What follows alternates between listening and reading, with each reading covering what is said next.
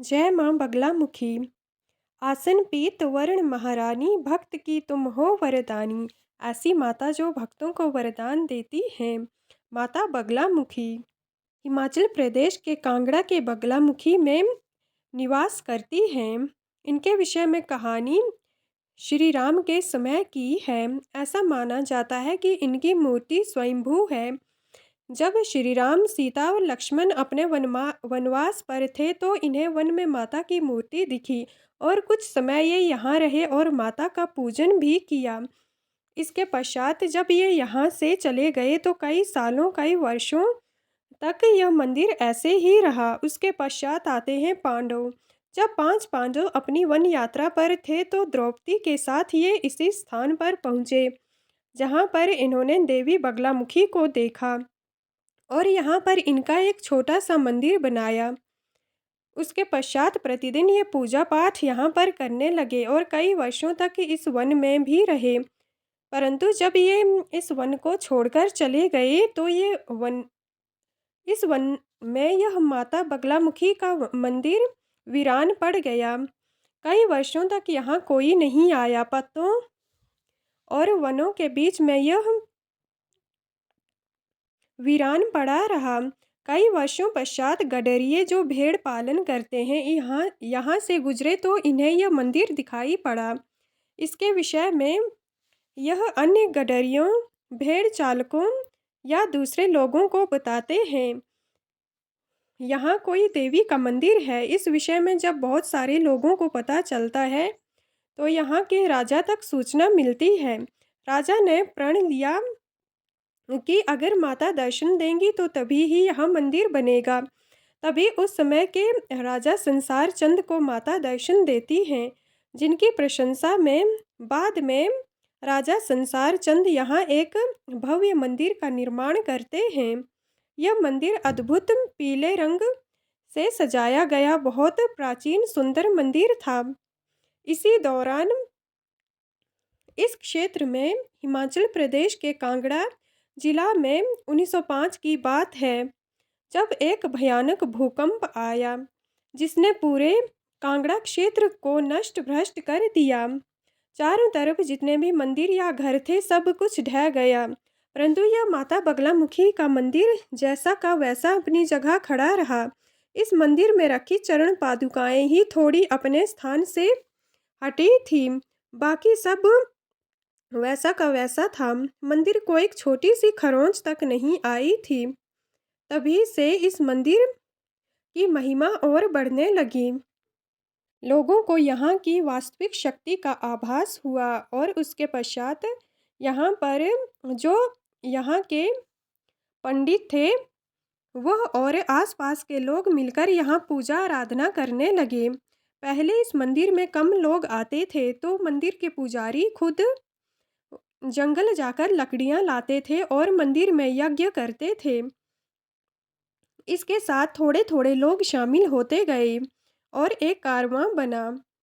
जिन भी लोगों ने यहाँ पर यज्ञ करवाया उनको इसका फल मिला। जब लोगों के कार्य फलीभूत होने लगे तो धीरे धीरे इसकी महिमा दूर दूर तक जानी जाने लगी और बड़ी संख्या में लोग मंदिर में आने लगे। बगला सम तब आनन माता एहि ते भव नाम विख्याता। अर्थात इस मंदिर में आने वाले सभी भक्तों का नाम विख्यात होने लगा, क्योंकि माता को शत्रु को हटाने वाली माता माना जाता है और हर कार्य को ये सिद्ध करती हैं।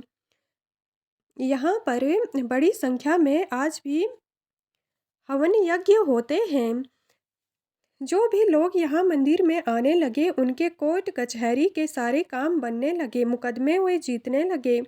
इसके बाद बहुत सारे राजनेता भी यहाँ पर आने लगे। यज्ञ यज्ञ करने से लोगों की मनोकामनाएं पूर्ण होने लगी।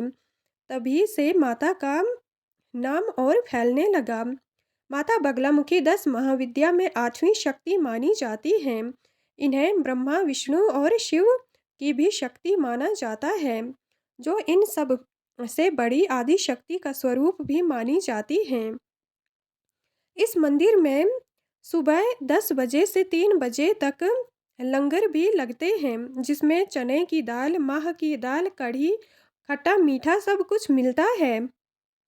हिंदुस्तान के ऐसा माना जाता है कि सभी नेता यहाँ आते हैं और शीश झुकाते हैं। आज तक बहुत सारे नेता आ चुके हैं, उन्हें भी सफलता मिली है, जैसे शिवपाल यादव, जयप्रदा, अमर सिंह और हिमाचल प्रदेश के जितने भी पूर्व मुख्यमंत्री रहे हैं, उन्होंने यहाँ आकर आशीर्वाद जरूर लिया था। वैसे तो यहाँ युगों से माता की मूर्ति थी, परंतु यह गोपनीय रखी हुई थी, गोपनीय थी। यहाँ तक लोगों की पहुँच नहीं थी। कलयुग में हर व्यक्ति के शत्रु का नाश करने के लिए माता ने अपना प्रकटान किया। 1905 में सबसे बड़े भूकंप ने पूरे कांगड़ा को हिलाकर रख दिया, परंतु जो बगलामुखी माता का मंदिर था, इसे यहाँ खरोंच भी नहीं आई। इन्हें स्तंभन माता या स्तंभन विद्या की देवी कहा जाता है, जिसका अर्थ है खड़ा करने वाली, अर्थात दूसरे लोगों को आगे बढ़ाने वाली देवी। मंदिर में आकर सबकी मनोकामनाएं पूरी होती हैं, ऐसा माना जाता है। माता बगलामुखी को विष्णु प्रिया या विष्णु रूपा के नाम से जाना जाता है, क्योंकि यह भगवान विष्णु की तरह पीले वस्त्र धारण करती हैं, पीला हार पहनती हैं। इन्हीं के मंदिर में पीली मौली भी दी जाती है और प्रसाद भी पीले रंग का ही चढ़ाया जाता है।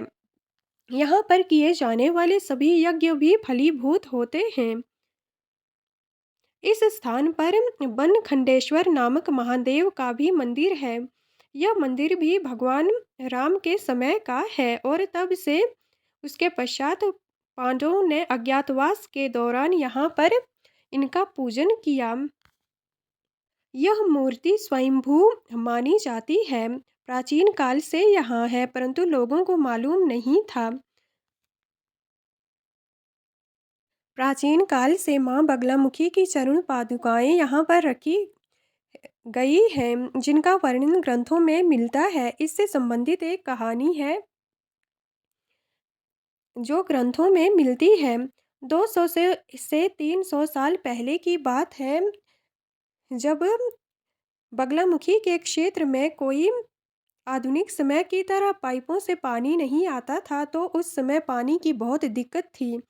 तो यहाँ के पंडित बताते हैं कि उस समय यहाँ बगलामुखी में एक कुंड बनाया गया है, वहाँ से लोग पानी लाकर माता का अभिषेक करते थे और सूखे के दौरान जिस दिन सब लोग मिलकर अभिषेक करते थे, उसी दिन शाम को बारिश हो जाती थी और इनके यहाँ आया हुआ सूखा समाप्त हो जाता था। काफ़ी लंबे समय से यहाँ राजा महाराजा भी यज्ञ करते थे। यहाँ के विषय में कहा जाता है कि माँ बगलामुखी करोड़पति बनाने वाली हैं, जिसका उपाय शास्त्रों में दिया गया है। वो यह है कि जो भी इंसान आगे बढ़ना चाहता है, वो अपने इष्ट देव के पास जाकर उनसे इस प्रकार आराधना कर सकता है कि हे मेरे कुल देवता, आप मेरा कल्याण करें। अपनी अनुग्रह शक्ति अपनी अनुग्रह शक्ति से, अपनी तिरोधान शक्ति से, अपनी क्रिया शक्ति से, अपनी ज्ञान शक्ति से और अपनी इच्छा शक्ति से मेरा कल्याण करें। इस प्रकार की प्रार्थना कहते हैं। यहाँ के पंडित या पुजारी कहते हैं कि इस प्रकार प्रार्थना करने से घंटों घंटों में फल मिलता है। 41वें दिन तो अवश्य फल मिलता है। श्री बगलामुखी की चालीसा भी यहाँ बहुत प्रसिद्ध है। जो चालीसा में माँ बगलामुखी की स्तुति दी गई है, जैसे सिर नवाई बगलामुखी लिखो चालीसा आज। हे बगलामुखी, आपको शीश नवाकर आज हम आपकी चालीसा लिख रहे हैं। कृपा करूँ मोह पर सदा पूर्ण हो मम काज। हे माता बगलामुखी, हम पर सदा कृपा करना, जिससे हमारे सारे काम या काज कार्य पूर्ण हों। जय जय श्री बगला माता, आदि शक्ति सब जग की त्राता। आपकी जय हो हे माँ बगलामुखी, हे आदि शक्ति, आप इस संसार की माता हैं। बगला सम तब आनन माता, एहि ते भऊ नाम विख्याता। अर्थात जो भी हे माँ बगलामुखी आपके सामने आता है, शीश झुकाता है, यहीं से उसके सारे काम पूर्ण होते हैं और संसार में उसका नाम विख्यात होता है। शीश ललाट कुंडल छवि न्यारी, स्तुति करहिम देव नर नारी। हे माता चंद्र माँ के समान मुख वाली, कुंडल धारण करने वाली आपकी छवि अत्यंत अद्भुत या न्यारी है, जिसकी कोई तुलना नहीं है। आपकी स्तुति या पूजा तो देवता नर नारी सभी करते हैं। पीत वसन तन पर तव राजे, हाथ हिम मुदर विराजे। आप शरीर पर पीले वस्त्र धारण करती हैं और आपके हाथों में जो मुद्र रहता है वो भी पीले रंग का है। तीन नयन गल चमक माला, अमित तेज प्रकट है भाला। हे माता आपकी 3 आँखें हैं और आपके गले में माला चमकती है। आपका तेज कभी न मिटने वाला है, दिव्य है। रत्न जड़ित सिंहासन सोहे, शोभा निरखी सकल जन मोहे। रत्नों से जड़ा हुआ आपका सिंहासन है, रत्नों से सजा हुआ आपका सिंहासन है जिस पर आप विराजमान होती हैं। सभी लोगों को, जो भी प्राणी इस सिंहासन को देखता है उसका मन ही मोह लेती हो। आसन पीत वर्ण महारानी, भक्त की तुम हो वरदानी। आपका आसन पीले रंग का है हे महारानी, भक्त को तुम हर प्रकार के वरदान देने वाली हो। पीता भूषण पीत हिम चंदन, सुर नर नाग करत सब वंदन। आपके पीले ही आभूषण हैं, पीले ही वस्त्र हैं, चंदन के समान।